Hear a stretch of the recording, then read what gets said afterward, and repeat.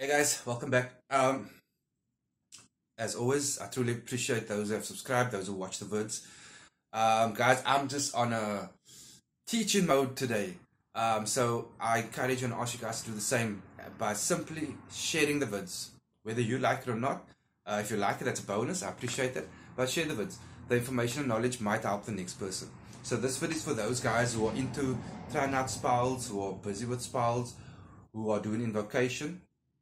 And oftentimes it's come up in my life, it's come up in the lives of people I work with and clients, where you're doing a spell or invocation that requires a 3 to 5 day working, or sometimes with the Orisha, a 7 to 10 day working. It depends. So I'm labeling this for working your spell off site. The concept can be for a spell that you've got at home, or an invocation, but suddenly you were called out of town, or for whatever reason you called away from home and you're going to be gone a night or two, and you panic and shit.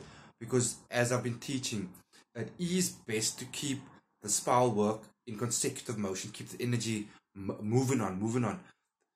Today, the next day, the next day, the next day, keep that momentum going, that relationship going. There is a loophole. So say now you've started your spell today, but you have to leave tonight, and you know you're going to be back in a couple of days time, and you're panicking like shit, and people leave me up, dude, what am I going to do now? I can't get to my altar, I can't get to my spell work until 2-3 days time. There's a way. If you know you're going away for a day or two, right, depending on the entity, if it's 2 candles, 3 candles, it doesn't really matter. If you can, try and take all 2 or 3 candles with, well, not the ones from invocation spell, separate ones, but the same colors. And if you really can't light 3 candles or 2 candles on, take at least one of their prominent colors with them. And while you're off site, make the time, scribe their name on it, do a smaller version of petition. You don't even have to do a sigil. If you want a bonus, you can draw a quick sigil there. But just light it up, and it's like sending an email to a buddy.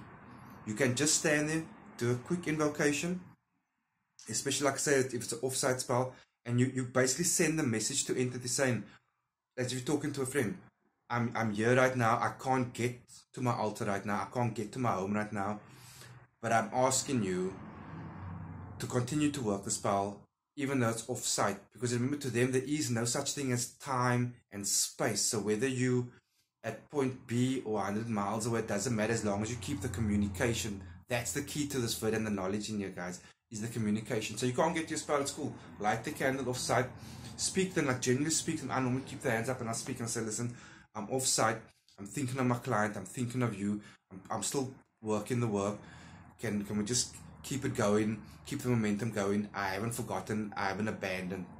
And I'll send thanks. That entity will work on my behalf without me being in front of the altar, without me being in front of the spell. And you let the candle burn down a bit. And by the time you do get back home, you just pick up where you left off, because you didn't leave the home without telling someone, hey, I'll be gone for a day or two. You showed that respect, and that communication was upheld, and the relationship was maintained, so the spell will be maintained. I hope that made sense, guys. Again, if you do need any help, consultations, tarot readings, spell work, hit me up. Till next time, guys, and always be blessed.